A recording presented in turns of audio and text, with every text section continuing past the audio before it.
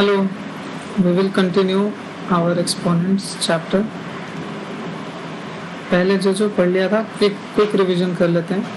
अगर न्यूमरेटर में x का पावर m हो और डिनोमिनेटर में सेम बेस x ही हो, बस उसका पावर कुछ और हो, n हो, तो इसको लिखा जा सकता है x m की पावर n,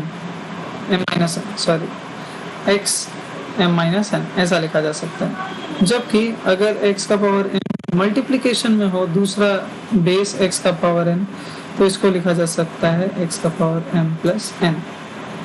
देखिए, पहले में जब डिवीजन है तो पावर सब्ट्रैक्शन में होते हैं और जब मल्टीप्लिकेशन है तो पावर ऐड हो जाता है। ठीक है, इसका एग्जांपल 2 का पावर 2 है और 2 का पावर 5 है, तो ये क्लियरली क्या हो जाएगा, 2 का पावर 2 प्लस 5, पावर्स ऐड हो जाते हैं, 2 की पावर 7। It's very easy.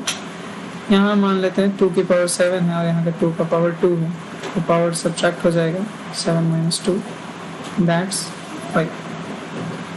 तो इसके आगे थोड़ा सा बढ़ेंगे। कुछ इक्वेशंस भी हमने सॉल्व किए थे सिंपल। उन सब में नोट करने वाली बात ये थी कि बेस जो है वो सेम होना चाहिए, तो अपने आप इक्वेशन सॉल्व हो जाते हैं। जैसे एक क्वेश्चन है वो हम लोग सॉल्व करते हैं अभी सामने। 9 की पावर n, n एक कोई वेरिएबल है, इसकी वैल्यू नहीं दे रखी है इन्होंने।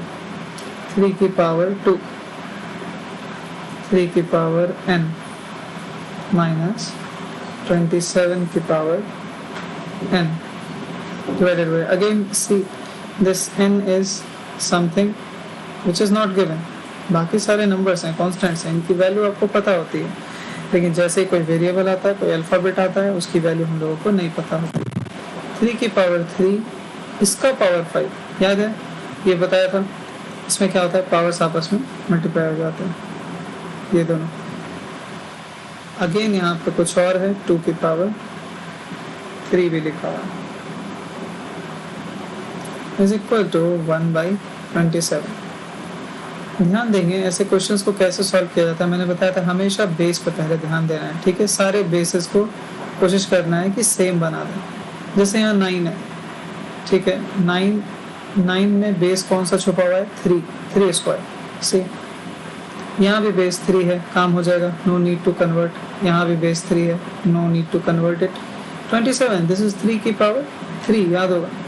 27 इज नथिंग बट 3 की पावर 3। ठीक है, यहाँ भी 3 है बेस में, कोई दिक्कत नहीं है, ये पावर्स मल्टीप्लाई हो जाएंगे, 3 इंटू 5 15 हो जाएगा। यहाँ बस एक पावर 2 है, अलग है, बट अगेन 3 मेजॉरिटी में है, तो 3 का पक्ष ही लेना है आपको, 3 के साइड से ही इक्वेशन को सॉल्व करना है। और यहाँ भी 27 है, अगेन ये भी 3 है।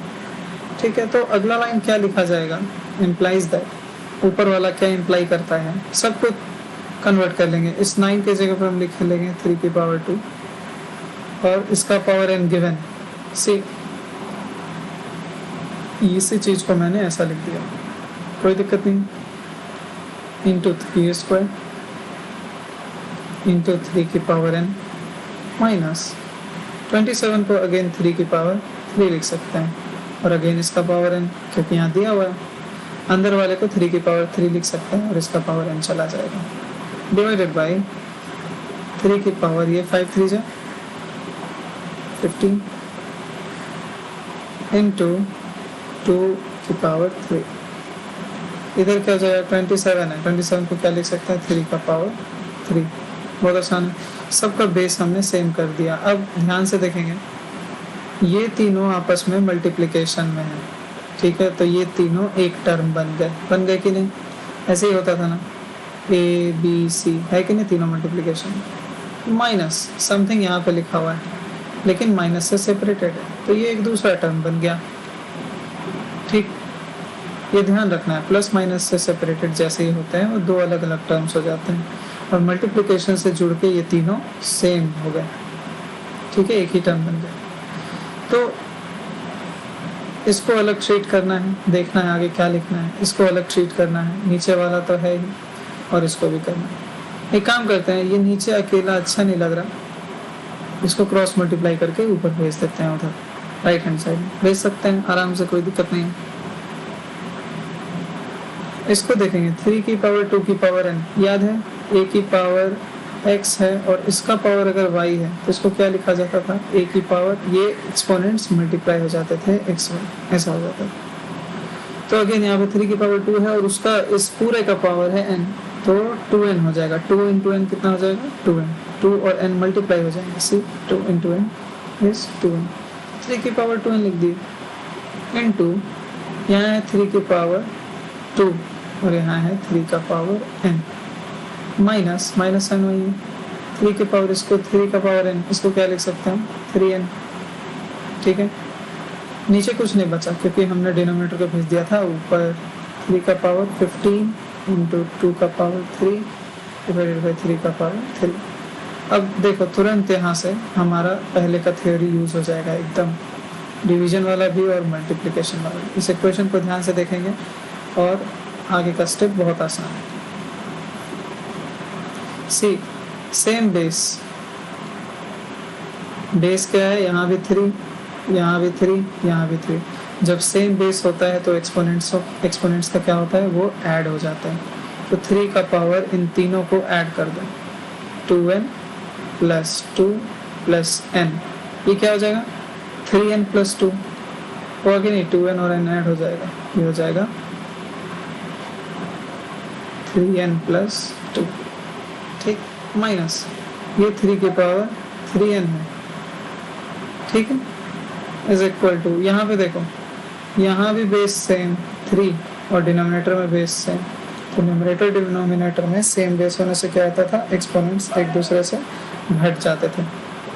तो इसको क्या लिखेंगे हम, 3 की पावर 15 माइनस 3 इंटू 2 की पावर 3।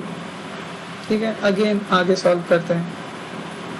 ये देखो, जब x का पावर m इंटू x का पावर m को लिखा जा सकता है x का पावर m प्लस n, तो अगर m प्लस n पहले से लिखा हुआ है, ये चीज़ लिखी हुई है, तो इससे ये भी कंक्लूड किया जा सकता है, दोनों को अलग अलग करके लिखा जा सकता है। ठीक है, व्हाट आई मीन इज, मान लो 7 का पावर 4 लिखा हुआ है, तो इसको ये भी लिख सकते हैं ना 7 का पावर 2 प्लस 2, तो इसको ये भी लिख सकते हैं 7 का पावर 2 इंटू 7 का पावर 2, क्योंकि यही तो सेम बेस होने की वजह से एक्सपोनेंट ऐड हो जाते हैं और ये 4 ले आता है।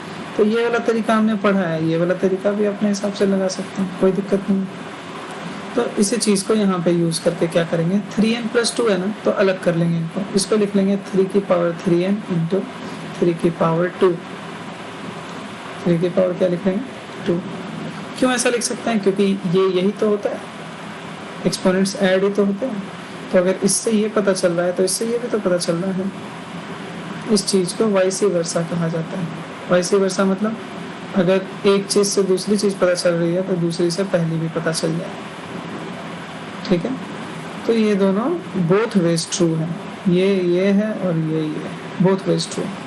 तो इसको ऐसा लिख दिया -3 की power 3n is equals to, यहाँ 15 में से 3 गया 12 हो जाएगा और यहाँ 2 की पावर 3 रह जाएगी। ठीक, अगेन इसको सॉल्व करेंगे। देखो यहाँ पर इस टर्म में ये और इस टर्म में ये कॉमन है, तो दोनों को कॉमन ले लेंगे। कॉमन ले लिए, 3 की पावर 3n कॉमन हो गया इस पहले टर्म में भी और इस दूसरे टर्म में। याद रखना है प्लस माइनस से सेपरेटेड चीज़ें अलग अलग टर्म्स होती हैं।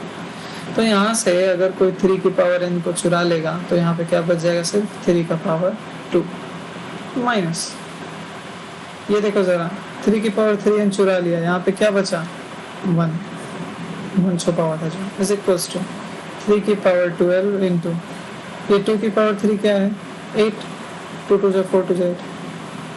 नेक्स्ट टाइम में क्या लिखेंगे, 3 की पावर 3n इंटू 3 की पावर 2 9 9 माइनस 1 8 इसीलिए किया क्योंकि दोनों तरफ मुझे दिख रहा था कि 8 आ जाएगा। देखो 8 आ गया, 8 कट गया, न्यूमरेटर काटा जा सकता है और डिनोमिनेटर, तो यहाँ से मैंने डायरेक्ट काट दिया। इम्प्लाइज दैट इधर क्या बच गया, लेफ्ट हैंड साइड में 3 की पावर 3 और राइट हैंड साइड में बच गया 3 की पावर 12।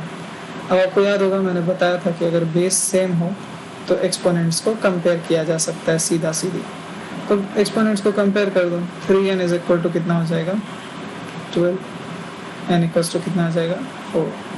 तो ये क्वेश्चन बहुत आसान था बनाने के लिए। इसमें क्या ध्यान रखना है, बस बेसिस को सेम करने की कोशिश करनी है, एक ही बेस पे काम करना है। प्लस अगर कुछ मल्टीप्लाइड है तो पावर्स ऐड हो जाते हैं, अगर डिवीजन है तो पावर घट जाता है।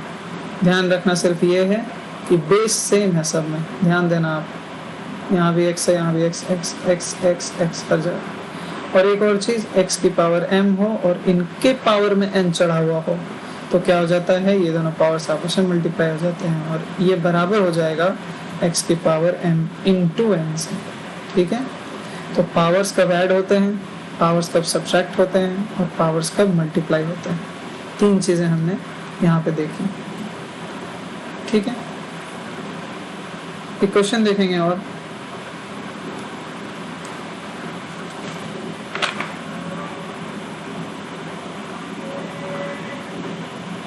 Reciprocal based. रेसिप्रोकल का मतलब होता है किसी का पावर 1, a का पावर -1 क्या हो जाएगा 1/a, बताया चुके हैं पहले।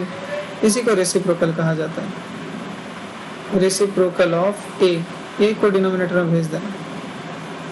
ठीक है, तो a का रेसिप्रोकल हो जाएगा 1/a, 1/a का रेसिप्रोकल हो जाएगा खुद a। ठीक है, तो रेसिप्रोकल इसी को कहा जाता है, ध्यान रखना है इस चीज़ को।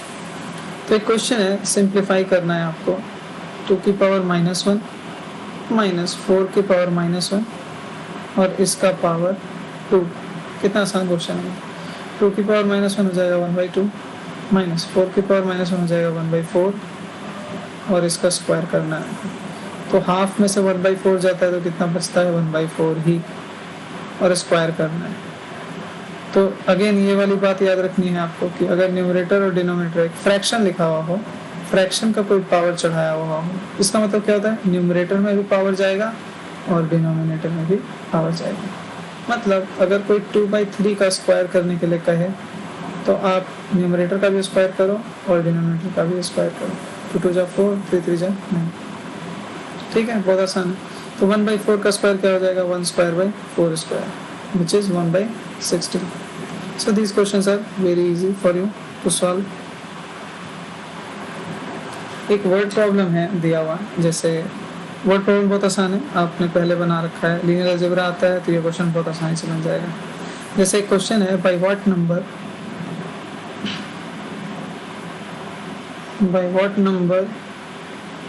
शुड -15 का पावर -1, देखो reciprocal, -15 be divided so that the quotient is -5 की पावर -1। देखो क्वेश्चन ध्यान से पूछ रहा है, बाई व्हाट नंबर शुड -15 की पावर -1 बी डिवाइडेड। ठीक है, -15 का पावर -1 को डिवाइड करना है किसी नंबर से, मेरे को नहीं पता वो नंबर कौन है, मान लेते हैं वो नंबर है x। So that the quotient, जो डिवीजन है, जो भागफल आएगा यहाँ पे, जो क्वोशेंट है वो कितना आ जाए, -5 का power -1। So that the quotient is this. ठीक है, यही क्वेश्चन कह रहा है। इसका देखो मैथमेटिकल एक्सप्रेशन यही होगा कि -15 की पावर -1 में किस चीज़ से डिवाइड किया जाए। मैंने वो चीज़ अज्यूम कर ली x की, क्वोशेंट आ जाए कितना, -5 की पावर -1। ठीक है, तो क्वेश्चन पढ़ के स्टेटमेंट लिखना मैथमेटिकली, पहला मतलब first part of the journey is this and the rest of the journey is very easy. क्या होता है, -15 का पावर -1 क्या हो जाएगा, ये डिनोमिनेटर में आ जाएगा, 1 इतना हो जाएगा। ठीक है, तो ये क्या हो जाएगा देखेंगे, देखो -15 का पावर -1 को क्या लिखा जा सकता है, 1/-15। जो भी चीज़ का रेसिप्रोकल होता है, a का रेसिप्रोकल तो a को डिनोमिनेटर में भेज देता है, b का रेसिप्रोकल वो b को डिनोमिनेटर में भेज देता है। उसी तरह -15 का अगर रेसिप्रोकल होगा तो वो भी इसको कहाँ भेज देगा, डिनोमिनेटर में। ठीक है, तो -15 का पावर -1 डिनोमिनेटर में चला जाएगा, ऊपर हो जाएगा 1/-15 का पावर -1। और ये x तो बगल में है ही, ये कहीं जा नहीं रहा, बस ये डिनोमिनेटर में आ गया तो x के साथ आ जाएगा क्योंकि x भी डिनोमिनेटर में है। -5 की पावर -1 क्या हो जाएगा, -5। ठीक है, यहाँ पर रेसिप्रोकल का साइन नहीं देंगे, वो आ गया है नीचे रेसिप्रोकल होकर के भी। ठीक, तो अब क्या बचा मेरे पास, मेरे को x निकालना है। ठीक है, तो x को अकेला करना पड़ेगा। अकेला करने का क्या उपाय है, x को आप भेज दो इधर क्रॉस मल्टीप्लिकेशन से, और -5 को भेज दो इधर क्रॉस मल्टीप्लिकेशन से। क्रॉस मल्टीप्लिकेशन हमेशा लास्ट में काम आता है, जब एक एक टर्म रह जाएगा सब तरफ। तो ये हो गया -5 इधर आ गया था, डिवाइडेड बाय -15, ये तो रह जाएगा अकेला बेचारा डिनोमिनेटर में, इज इक्वल टू x ऊपर चला जाएगा। देखो तो कितना आसानी से आ गया, माइनस साइन से माइनस साइन कैंसिल, 5 से 5 3 15, तो x की वैल्यू आ जाएगी 1/3। तो 1/3 वो नंबर है, 1/3 को क्या लिख सकते हैं, 3 का रेसिप्रोकल। ठीक है, तो 3 का रेसिप्रोकल ही वो नंबर है, या 1/3 ही वो नंबर है जिससे अगर आप डिवाइड कर दो -15 की पावर -1 को, तो आपको क्या आ जाएगा, -5 का पावर -1। ठीक है, तो ये बहुत आसान है इक्वेशंस को सॉल्व करना रेसिप्रोकल्स वगैरह से। पावर वाइज आपको इतना ही पढ़ना है 7th क्लास में, इससे ज़्यादा एक्सपोनेंट्स में नहीं पढ़ाया हुआ। ठीक है, reciprocal, multiplication of power, subtraction of power, addition of power, that's it, इतना बहुत है। एक चीज़ और पढ़ना है आपको, standard form of a number. इसी को बड़े जब आप हो जाओगे तो इसको साइंटिफिक नोटेशन कहा जाता है। साइंटिफिक नोटेशन जब 11th क्लास में चले जाओगे तो साइंटिफिक नोटेशन में क्या होता है, स्टैंडर्ड फॉर्म ऑफ नंबर। जैसे कि एक नंबर लिख लो, कोई भी 3 डिजिट नंबर लेते हैं 101, तो 101 को ऐसा लिखा जाए कि एक ही डिजिट, इसको डेसिमल के रूप में लिखना होता है। ऐसे लिखना होता है कि एक ही डिजिट डेसिमल के लेफ्ट में हो, बाकी इधर जो बचा बाकी इधर, और इनटू 10 की पावर समथिंग। ये चीज़ जो मैंने लिखी है ये सेम टू सेम यही नंबर निकल के आए। ऐसा लिखना है कि ये नंबर सेम टू सेम यही आए। कैसे आएगा देखो, एक डिजिट पे पॉइंट डालना है ना, आपको याद होगा 101 में जितना भी जीरो वाले से डिवाइड होता था, मान लो 100 से डिवाइड 1000 से डिवाइड होगा, तो 3 प्लेसेस हुए ना जीरो के, तो ये 3 प्लेसेस डेसिमल के बाद खा जाता था। ठीक है, डेसिमल के बाद 1 2 3 प्लेस होता था, और नंबर है सिर्फ 101, तो इधर कोई नंबर आएगा, इधर कोई भी नंबर नहीं आएगा, जीरो आ जाएगा। तो ऐसे नहीं लिखना है, हमको नीचे उतने जीरोस लगाने हैं कि एटलीस्ट एक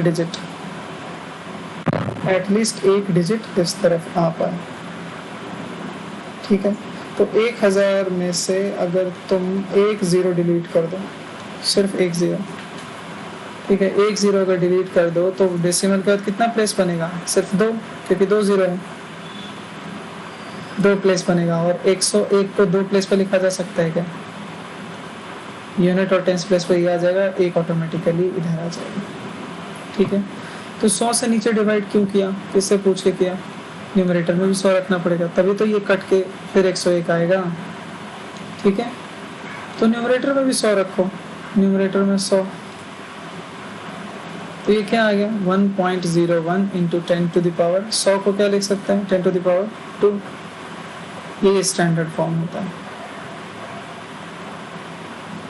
यही क्या होता है, standard form of a number. Standard form की पहचान क्या है कि डेसिमल के पहले एक डिजिट लिया जाता है और into 10 to the power something किया जाता है।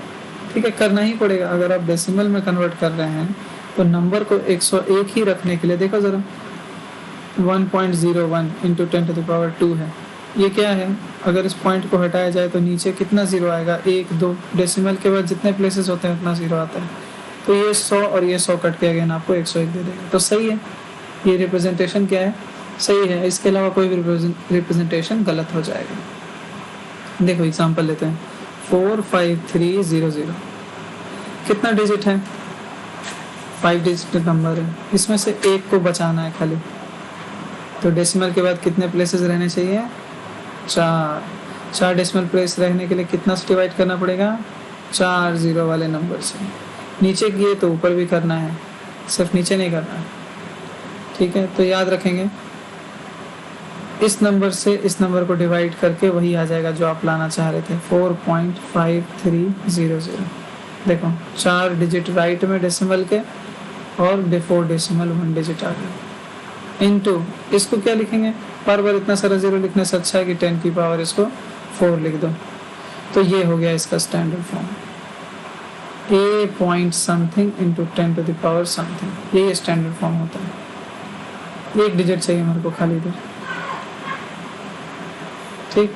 जैसे 5001, देखो ध्यान से, हमको यहाँ पर डेसिमल लाना है तो 3 डिजिट खा जाना है। 3 डिजिट खा जाने के लिए नीचे 3 जीरो से डिवाइड कर दो, तो इधर भी करना पड़ेगा। ऊपर नीचे डिवाइड कर दिया 1000 से, बात बराबर हो जाएगा, वही नंबर रह जाएगा। तो क्या करते हैं, इनको अलग, इनका अलग फैमिली अलग बना लेते हैं इसको, और इसको अलग लिख लेते हैं। तो ऑब्वियसली ये 3 जीरो की वजह से इस पर 3 डेसिमल यहाँ पे आ जाएगा, 5.001 इंटू ये अलग फैमिली वाला, इसको कोई कुछ नहीं किया, 10 टू द पावर 3। ठीक है, बहुत आसान है, आप बना के देखना। मैं कुछ होमवर्क दे देता हूँ स्टैंडर्ड फॉर्म पे।